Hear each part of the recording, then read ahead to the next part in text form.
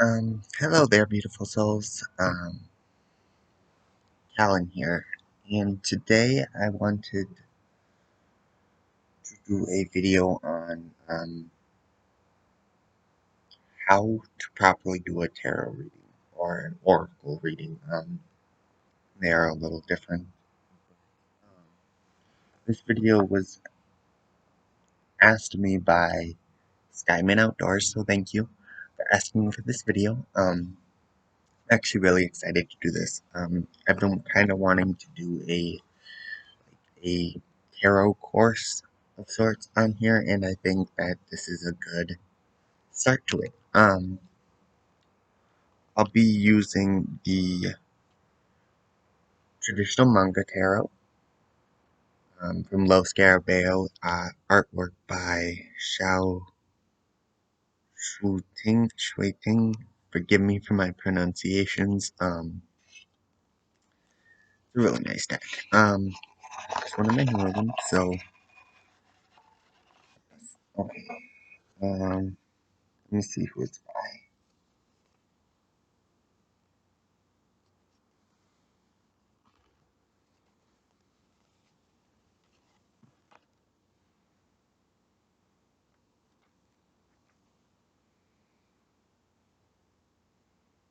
Instructions by Riccardo Minetti, and then translated by Studio RGE. So it's the little white booklet it comes with. I will be doing a review on this deck at some point after I get to know it a little better. So, the first step to a tarot reading is obviously the shuffling. Now, some people do the overhand shuffle, which is great. Other people like spread them out and mix them around and all that. I'm a bridge shuffler. This deck is really good for bridge shuffling. Um,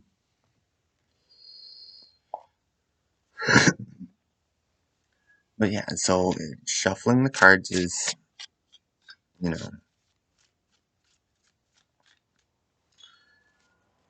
is the first step to any reading. Now, while you're shuffling, you're going to want to ask the question or think about the question that the person you're reading for is wanting to know the answers to. This is important because it kind of feeds the energy. Before we get any further, let me just say every reader reads cards differently. No two readers are going to read the same way. I've got students from my coven and all that who are phenomenal readers now. But they don't read the same way that I do, nor do they read the same way that I taught them, because you, when you're reading the cards, you have your own personality. Your cards have their own personality, and you want to um, let that show. Next step. Are you going to use spreads or are you not going to use spreads? Now, once in a while, I will use a spread. Usually, I don't use spreads very often anymore. Spreads are good for beginners, and they're good just all around as well. Like, the Celtic Cross, the 3-card spread, all of those are great spreads. But they also are. I find them to be constricting. Um, I find it a lot easier for myself to read, pulling cards out. Usually I pull out like 5 cards, and that gives me enough information. And then if I need clarity cards, then I pull clarity cards and all that. I like to read tarot as a story, less than well, in this position, this is representing you, and this is what's blocking you, which are great ways to read the card, but it's also hinders my performance. So you have to choose whether you're going to read with a spread or not. Next, you're gonna, start laying out your cards. Some people read each card as they come out. That's what I do. So like the Justice, you know, all about balancing. And say this person asked me a question about, their income and their financial situations. I'd say, well, okay, so to start off with, you're learning to balance and budget your money better. Then you pull a second card. So strength. Okay, yeah, you're definitely feeling more confidence in your ability to budget your money. You don't, from what I see, you don't have much to worry about. You don't have to, be careful how you spend, but don't be, you don't have to nickel and dime every, you know, cent that you own, if you will, because you're stable for now, but you're not, but, still keep an eye on it, do your budgeting, be smart about it. The Eight of Cups, and then you go into, well, okay, so this is saying, you don't have to nickel and dime everything, you don't have to, but I'm afraid that you're going to, kind of turn your back on budgeting a little bit, and you're going to be a little frivolous, which could be a downfall. So be wary of that. And you go into the Chariot, and okay, I see some fast expenditures approaching. So, keep that in check. Make sure to have money set aside for emergencies, because I do see something coming up that's going to kind of, you know, set you back a little bit. And then the Two of Wands, okay, feel like you're moving, and then you go from there.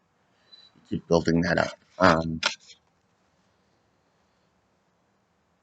Now that was actually a really horrible demonstration of how I read, because that is not how I read normally. Normally I'm a lot more professional with it. That's another big, big, big part of reading cards. Know your clientele. Are you reading for a friend who's gonna, you're gonna joke around and laugh with, and um, it's gonna be fun? Is it gonna be like that type of reading, or are you reading for somebody who has serious inquiries? Because there's a huge difference on how you're gonna read the cards for different types of people. Next big point when reading tarot: ethics. Having ethics and morals when reading is so important. A lot of charlatans don't follow ethical guidelines. And it actually kind of really upsets me and pisses me off to some degree, because it's like at that point you're no longer trying to help people, but you're just in it for the money, which is never okay. So, um, you won't go over like pricing and stuff like that, because that's depends on where you are, what others are charging around you, and all that kind of stuff is how you're gonna base your prices. But we will go over, at the end of a reading, there's a lot of readers who will, you know, pull a card and go, "Oh, I see bad times ahead." If you want to purchase another reading, we'll go into that a little bit more. Like, don't ever do that. You will lose so much respect within the tarot community. I guarantee it. You never you. My personal belief is always try to end a reading on a not necessarily a positive note, but on a note that's not going to leave them, you know, with more questions than when they came. You want to try and answer them as best you can without them having more questions. And I know the reading just happens to go that way, and you get to the end, say you're on a time limit of 20 minutes. Say you get to the end, you have 2 minutes left, and you pull out a couple more cards, and you're like, okay, feel like there might be some judgment and some hypocrisy coming from somebody in your family who's seen as like a matriarch type figure, and then they're like, yeah, and I'm like, you're like, I see that they are contributing to this. If you want to know more of why and how that is, I encourage you to purchase another reading, but I feel like it's not super important. Just know that they have some influence in that area. Whether good or bad, I don't know. You know what? From these cards, I don't really see it as a bad thing, but it might be. I feel like they might be helping you even.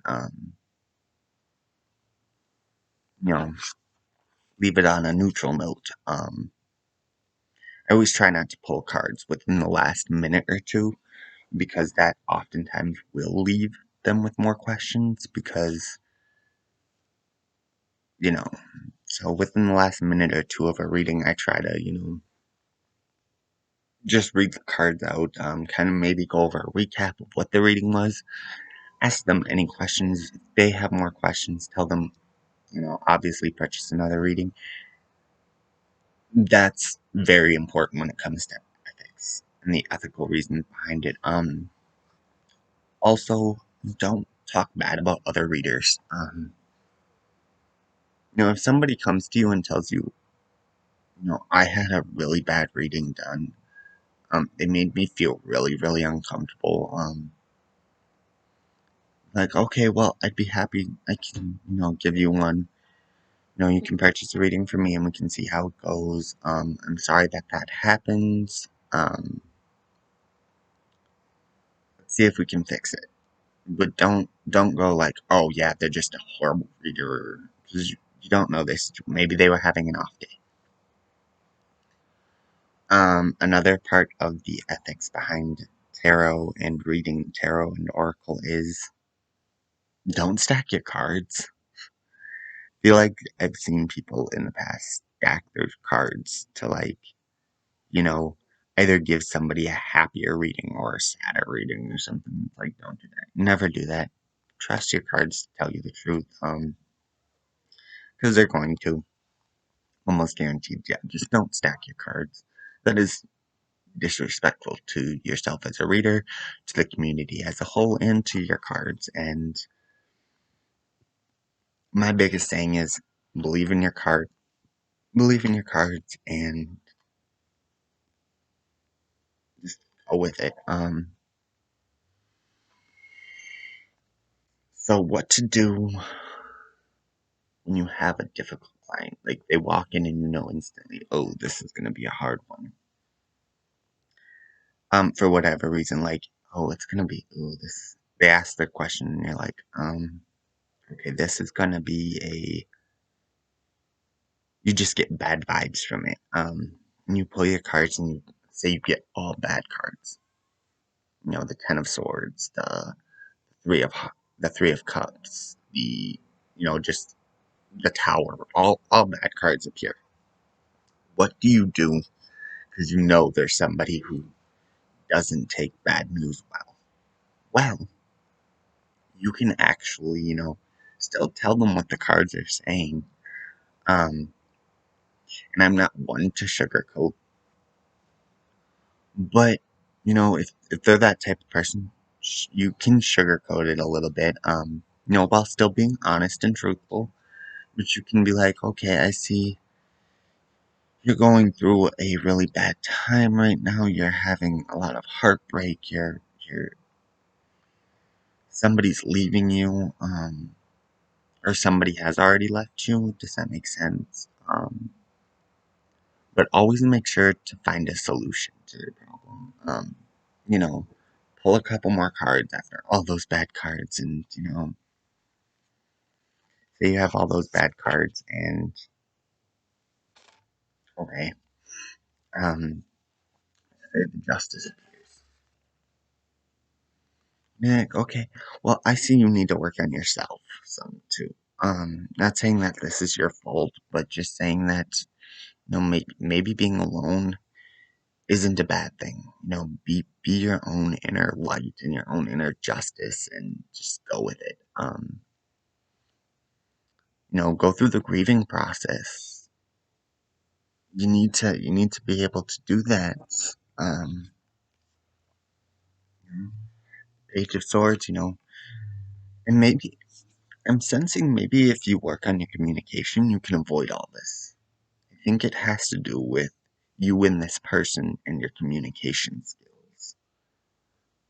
That's what I mean when I say, give them advice on how to fix the situation before it gets to that point. Because oftentimes when those cards come up, it's already happened. So they're gonna have to do some self healing and accept what's happened, and then they're already gonna know about it. Excuse me. The next part is, you know, maybe it hasn't happened yet, and that's the energy the cards are picking up, but it's because of lack of communication. So work on communicating with this person and work on them getting to communicate with you. So that's really, how you deal with a difficult client. I plan to split all of this up into larger videos. I just kind of wanted to go over a few things here, and what we should, and what as a reader you can do, how to read the cards. Now, as I've stated, back to the original question and the original purpose of this video before I went off on a tangent. Um, how to read the cards. There's no right way, one way to read. There's no, there's, you ask 100 different tarot readers how to read tarot, and they're going to give you 100 different responses. And I'm hesitant on saying my way. Not because I think it's wrong or I'm totally different or nobody's ever done this before. Just because I don't want people to think it's the only way to read tarot, because there isn't just one way. There are hundreds, if not thousands, if not millions. As I've said, every reader reads their own. How you shuffle the cards, it all goes into how you're reading the cards. Some people, fan out and have people pick their first card, and this represents them, which is a really cool way. I don't do that, but it's a really cool way. All this Eight of Cups again. So, you know, maybe their question is about them turning their backs on something. Well, it is what it is, and then you come into the sun and the tower. Weird cards right next to each other, but okay, so how would I read this in a reading?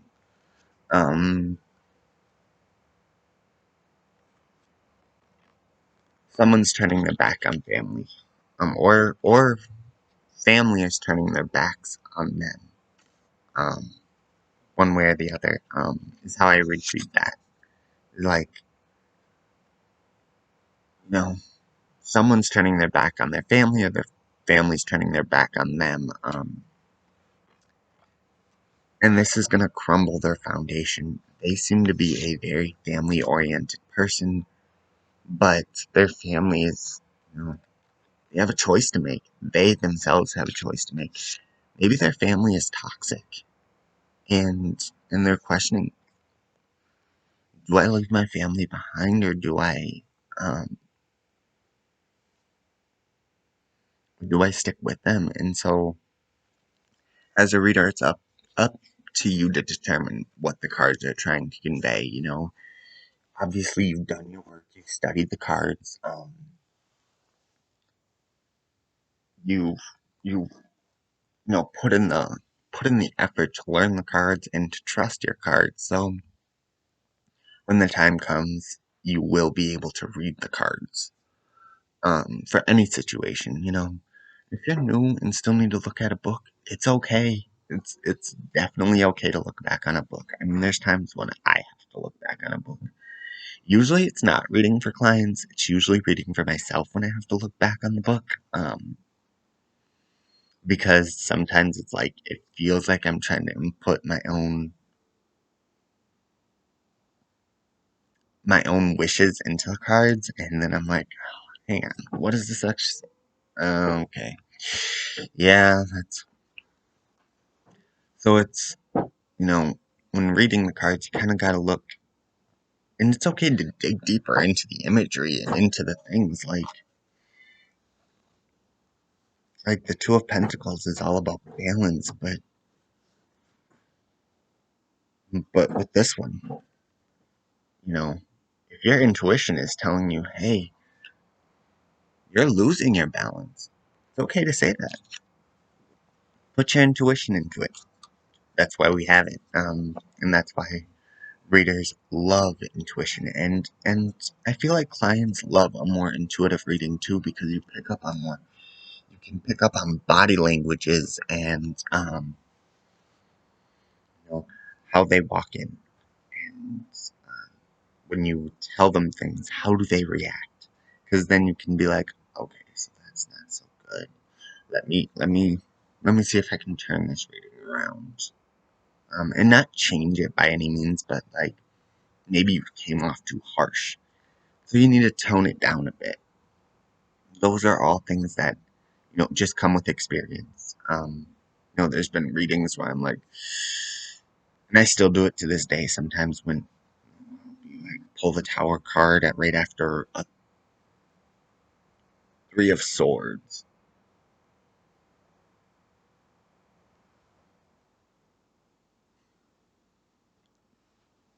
Dismiss what I said about the Three of Cups back there. That was supposed to be a Three of Swords. See, even I mix up the cards, and it's okay. We're only human. We make mistakes. It's just a matter of learning from them, right? Now I'm not redoing this whole video because that was 22 minutes already, but I digress. So definitely you can turn it around and tone a reading down that's up to here, or if somebody is like not enjoying the reading, like they're not getting answers, or you're having an off day and it's not really vibing with them, you can ask them, do you want to stop this reading? I know it's not really vibing with you well, so if you want, we can stop and I can give you a refund if you're charging, or if you're like, I know this reading is vibing with you well, I know, do you want to stop? And if they want to stop, you're like, okay, we can stop, and I'm sorry, or you can, um, they may be like, it's making sense, it's just hard, but please keep going, and then you keep going. Now, as a reader, what happens when you're uncomfortable? You have every right to decline a reading, to stop a reading. Now, obviously, if they're paying customer, and you stop or decline the reading, you have to give a refund. Or if you stop the reading, ethics say you have to get a refund. Like, come on, don't be selfish. But it's okay to say I'm just not comfortable reading for this person because their energy is coming off the wrong way, or you just know that they're not gonna that the question that they ask, they're instantly gonna be upset about, and so it's okay to decline that reading.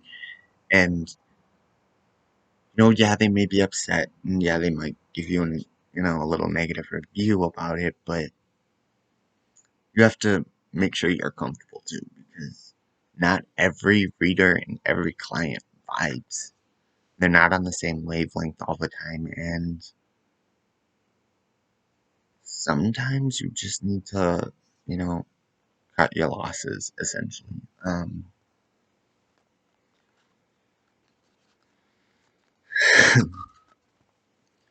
I had a really difficult client once, and I kept reading for them, but they just gave me all sorts of off energy, and it was actually a friend of mine, and I gave him a reading, you know, this was several years ago now.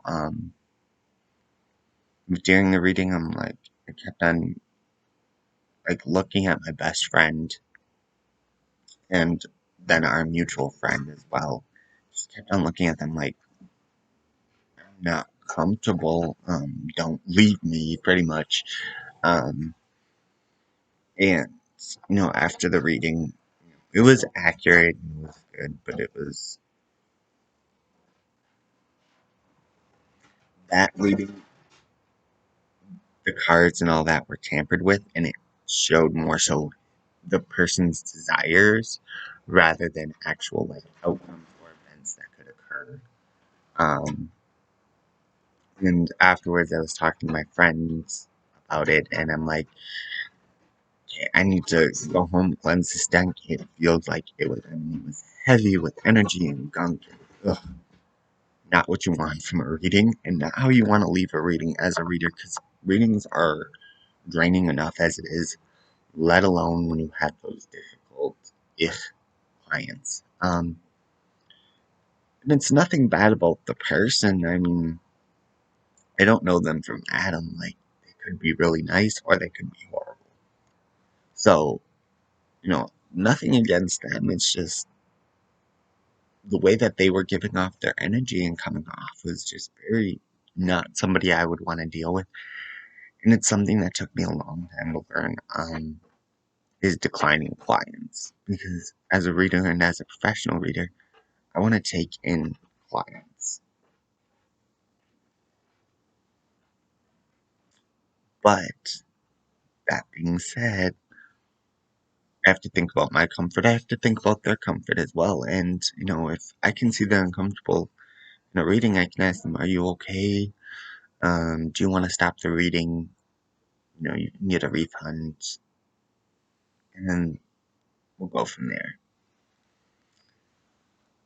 Is there anything else that I kind of wanted to just cover over in this, like, overview of video, of overview of the video and what's to come? And definitely do more tarot videos and, you know, videos on reading the cards and videos on what the cards mean and all that over 2021, because that seems really exciting. And I've seen other YouTubers do it, and I really want to do it myself. Finding the time and getting off my lazy ass and doing it is important. Oh, one more thing that I wanted to cover: reading for kids. Now, this is something that is different between readers and establishments and all that. Is do you want to read for a kid? Personally, I'll read for anybody. Um, I have decks that I feel are more kid friendly and definitely more lighthearted.